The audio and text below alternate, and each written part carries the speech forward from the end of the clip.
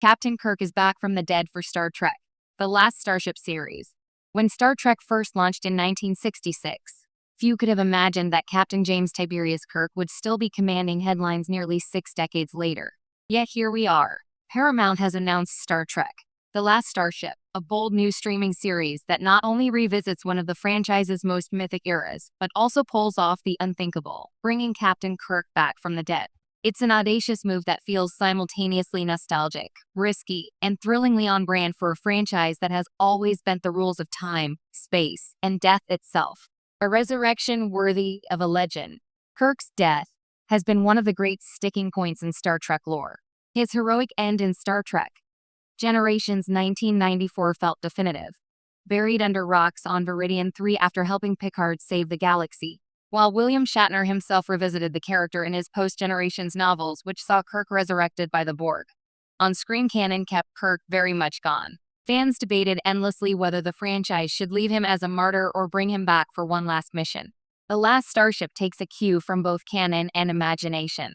Set in the 25th century, just after the events of Star Trek Picard Season 3, the series centers on a secret Federation Black Ops vessel tasked with neutralizing existential threats. Its opening premise? Starfleet has discovered a temporal anomaly on Viridian 3 that allows for a unique type of quantum retrieval. Using a blend of 29th century time technology and Section 31's morally gray ingenuity, they pull an earlier Kirk from a moment before his death, effectively resurrecting him, though at a cost. Not quite the Kirk we remember. According to showrunner Terrence Malloy, a newcomer but longtime Trek novelist, the decision wasn't to simply plop 1994 Kirk into 2401. We're dealing with a man who's technically out of time, out of culture, and facing the knowledge of his own death, Malloy explains in the press notes. He's also been reconstructed from a quantum echo. So while this is recognizably James T. Kirk, brash, charming, irreverent, he's also grappling with identity in a way we've never seen. This opens rich storytelling veins. What does it mean for a legend to see his legacy ossified into history books? How does a captain used to 5-year missions handle a universe where starships are now automated and captains answer to layers of bureaucracy? It's a fish-out-of-water story, but with the stakes of a galactic thriller, says Malloy. William Shatner, digital wizardry, and a new face. One of the biggest questions for fans has been, who plays Kirk? William Shatner is 94, and while still active, filming a physically demanding Starship series would be a stretch. The Last Starship uses a hybrid approach. Shatner has reportedly filmed extensive facial capture sessions, providing not just his likeness, but also his voice and mannerisms. A younger body double, actor Liam Hemsworth, performs the action scenes, with Shatner's performance mapped digitally onto the final product. Paramount calls this legacy fusion, essentially blending original and new performances into a seamless character. Early test footage shown at Star Trek Las Vegas this summer reportedly drew standing ovations from fans, who said the hybrid Kirk looked like Shatner in his late 40s, but moved like a modern action star. Shatner himself issued a wry statement. Captain Kirk never believed in the no-win scenario, and neither do I. It's exciting to boldly go where technology now allows us. The plot. One Last Starship.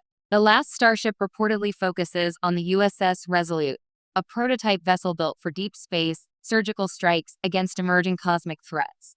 The twist? Its crew is composed of officers from across the Trek timeline, many displaced by temporal incidents. Think Guardians of the Galaxy meets The Expanse, a ragtag but brilliant group, each with unfinished business in history. Kirk becomes their anchor, the symbol of Starfleet's boldest ideals in a darker, more complex century. The main antagonist is rumored to be a rogue Continuum faction, yes. The Q are back that's destabilizing timelines to erase key Federation victories. Kirk, who has long had a complicated relationship with cosmic tricksters, may be the only one who can outwit them. It's about the soul of Starfleet itself, Malloy hints.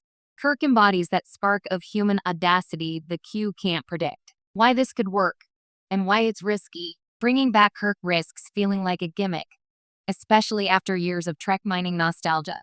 But The Last Starship positions itself less as a nostalgia vehicle and more as an exploration of legacy. Kirk isn't here to relive past glories. He's here to confront his myth and redefine it. That's fertile ground, especially with Star Trek's long-standing fascination with time, destiny, and moral ambiguity. It's also a chance for Trek to contrast its original swashbuckling hero with a new era of captains shaped by trauma, diplomacy, and shared command.